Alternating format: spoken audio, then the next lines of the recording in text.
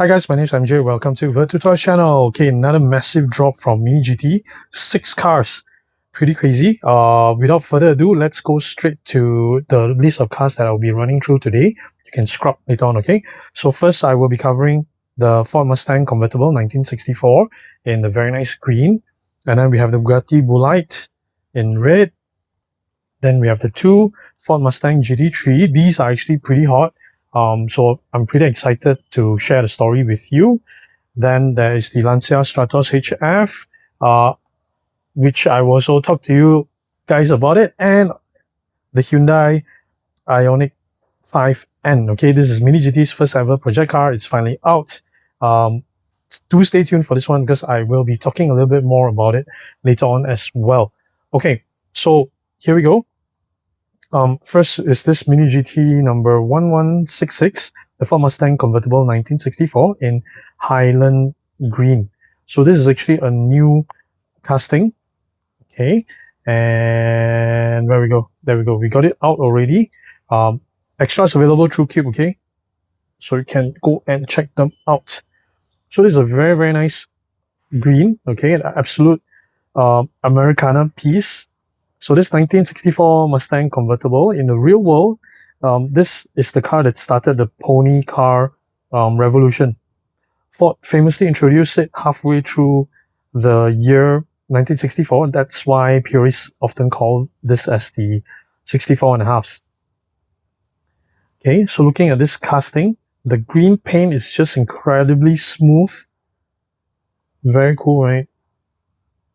Okay, it's a color most people associate with the later 68 Bolide Mustang, but seeing it on this slick early convertible body, right, style is pure class.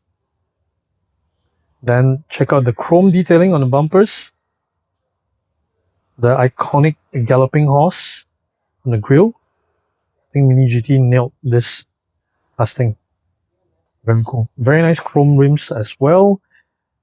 Very period correct. Tire details. I think that's radial. What has that? BF Goodrich, right? Yeah. Okay. Very nice Mustang logo here on the side as well. Very nice. Very nicely done. Interior wise, they didn't just leave it in black. I do quite like the fact that they have detailed the steering wheel, the dash, and some center controls as well. Okay. There's a gear lever handbrake detail too. Very nice. So from this classic cruising to the track-only insanity, the Bugatti Bolide in red. Mini GT number 1105, okay, licensed by Bugatti. Go, I already got it out of the box. Here we go. So this is Bugatti Bolide. When Bugatti built the real car, they basically took their massive quad-turbo W16 engine, okay, paired with the lightest, most aerodynamically extreme shell. That's what it is. This is, okay. It produces over 1,800 horsepower in real life. Pretty crazy, right? Shrinking it into 64 scale. Mini GT has done a pretty crazy job to actually capture all these aggressive aero elements. Look at the massive rear wing. It's so cool. The carbon fiber detail all over the body, the roof scoop. Okay, very, very nice. That. Oh, the Bugatti logo underneath here. A lot of carbon fiber, with a little bit of the red, solid red finish. Very nice headlamps, but I need to show you the X-shaped taillights. Look at that. Very nicely done. Oh, the rims are beautiful as well. There's the French flag colors. There's just so many angles to it. So it's so angular. A lot of aero bits to it. I think this is very well made by Mini GT. Check out the interior. It's not just pure black. Very nicely done. Very, very nicely done. Okay, so that's the Bolide. Then next up will be the two Mustangs. Before that, I need to let her stand properly, right? My figure. So a couple of you guys asked me about my figures. They are usually available through Collectors Cube. Okay, so do check them out, and they can ship international as well. So there's two Mustang GT3s that arrived together. Mini GT number 898, which is car number 64. Okay, and Mini GT number 1012. This is number 65. Now both raced at the 2024 IMSA Daytona 24 Hours under the team name Ford Multimatic Motorsports. So this two cars is actually pretty iconic. The reason being, this is the two cars that this is Ford's debut into the global GT3 series in 2024. Daytona was actually their very first race, really. Okay, so I have car number 64 and 65 in my hands. I do see a couple of small differences, okay, which we'll go through in a short while. And I want to highlight a couple of things. So these two cars raced together at the race. 2024 was a learning year, I would say. So in this Daytona race, car number, I cannot remember who finished 6th and 9th. They entered a GTD Pro class. So I've done a little bit more reading. In IMSA, there's the GTD class and the GTD Pro class. So GTD Pro is where most of the manufacturers race. But that's where AO Racing race as well. GTD is the class where most of the teams are actually privateers, so-called slightly smaller budget. Okay, all right. So we have car number 64 and 65. They do quite look identical cosmetically, right? Both has the red side mirrors and the red numbers, box numbers, and also this red edge here, okay, on the windscreen. These red colors are actually mandatory to differentiate them into their class, which is the GTD Pro, which you guys would have seen in the AO Racing Rexy and Roxy. Okay, so yeah, these two cars actually do race against Rexy and Roxy. Okay, apart from that, what else is different? I'm comparing it right now actually together with you guys, so I may miss some stuff, but from my bare eyes right now, the front looks identical. The top here, the windscreen, one is in black white, the other one is in white black. Number 65, both logos on the number box seems to be identical. There's a branding here on the hood, left and right, same. The hood arrow detail is the same as well. I believe that's the radiator in front. Move to the side. They do look identical as well. They do have the driver's names on top here, both sides. So these two are two different set of driver names. Okay, car number 64. The detail on the skirt side. Is that a side exiting exhaust? That is a side exiting exhaust. That's pretty cool, right? Okay, they do look identical, right? Compared to the back, they do look the same as well. That wing is pretty crazy though. It really looks fantastic. Now we compare it on this side. I think it looks identical too. Let me know if I missed anything, okay? Because they really do look identical, apart from the numbers. Okay. So 2024 learning year. However, car number 64 did finish on the podium later that year in the Virginia race. Yeah. So Ford definitely brought the Mustang back to the global GT3 racing with a vengeance, packing that massive 5.4 liter Coyote V8 underneath. And over the weekend, just over the weekend, last weekend of my recording, right, car number 65 did actually win the Monterey race. I think it's the second round of IMSA 2026 in California. Okay, so yeah, this was a race winner. Pretty cool, right?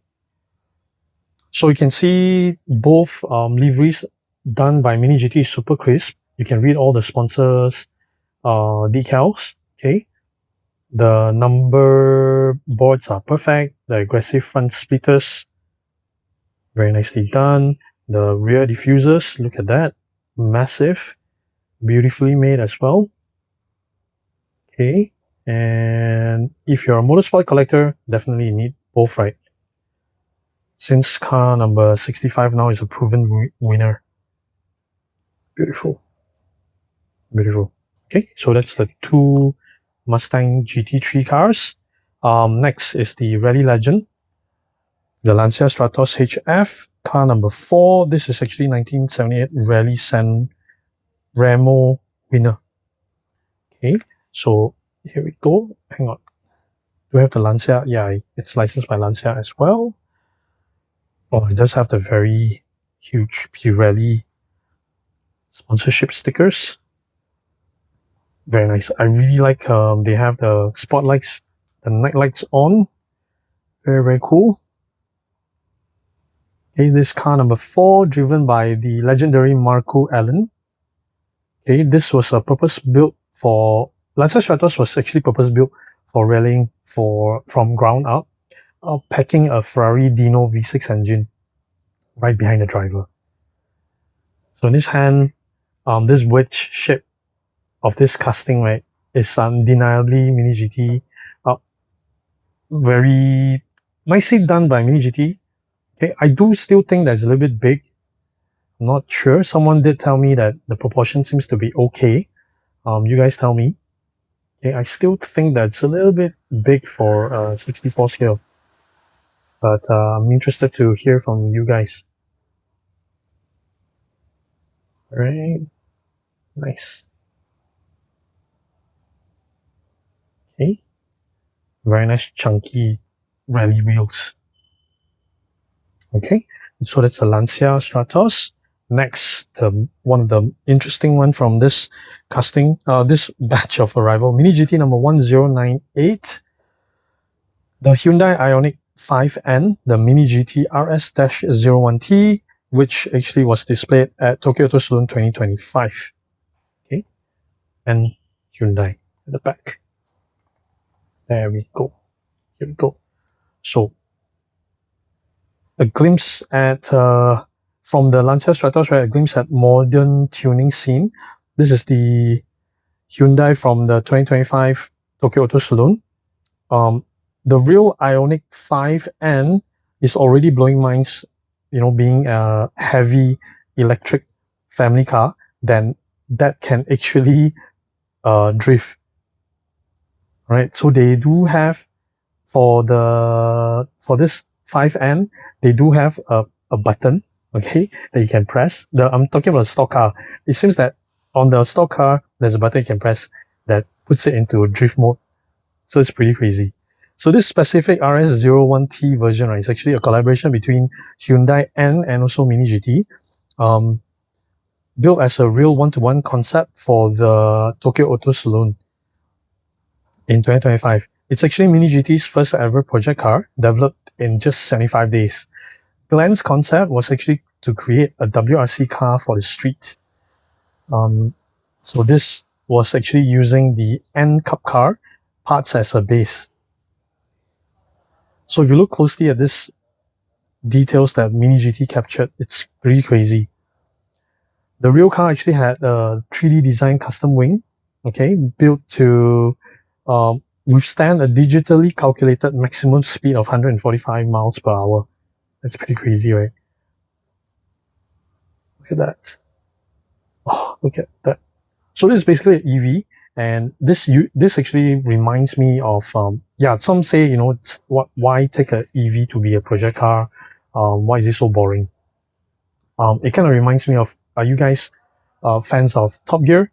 It reminds me of an episode when they did the old Top Gear, when they did a challenge to do marketing an advertisement for the new Scirocco at the time, and as I recall correctly, Scirocco was only available in diesel.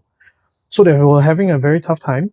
You know, why the Scirocco is such a beautiful car, why give it just diesel? Why don't give it a normal petrol engine? They go back and forth with the Volkswagen team, and finally the Volkswagen team marketing team said something that I remember till today.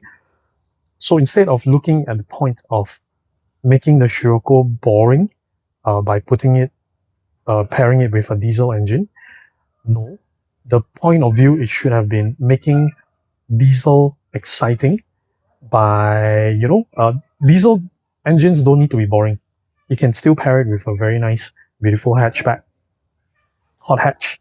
Okay, so same thing here. I think this is kind of a way to tell that EV, it still can be very exciting. Okay, it still can turn heads. It still can do things that petrol can't. So yeah, it can still make EV very exciting.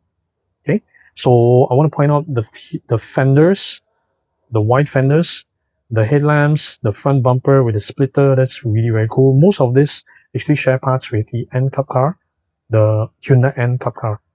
Okay, so inside is actually stripped out. You can see a little bit of the roll cage inside there, right? Stripped out. There's no rear tires. Behind there, it sits a boombox. So it's really crazy. Okay. Yeah. So it also runs a massive 305 tires all round. It's very thick, fat tires with Neotech brakes and custom titanium bolts all over. So there's quite a lot of stories going on with this car. So I thought probably I'll do another episode together with the other Hyundai cars that I still have pending. I haven't unboxed yet.